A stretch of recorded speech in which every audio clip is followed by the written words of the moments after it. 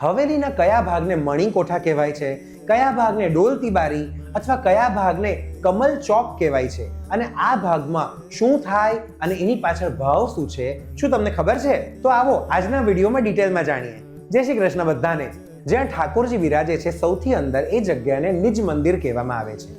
નિજ મંદિરની આગળના ભાગને નિજ તિબારી અથવા મણિકોઠા પણ કહેવામાં આવે છે.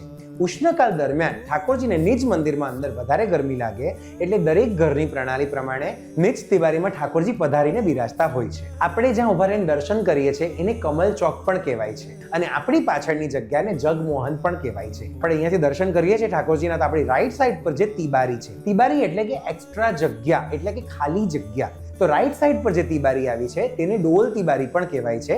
કોઈક જગ્યા પર પાછળવાળી આવેલી તિબારીને ડોલ તિબારી કહેવાય છે. ત્યાં ઠાકોરજી ઘણીવાર હિંડોળા પણ ઝૂલે છે અને ડોલમાં પણ ઝૂલે છે. જય શ્રી કૃષ્ણ.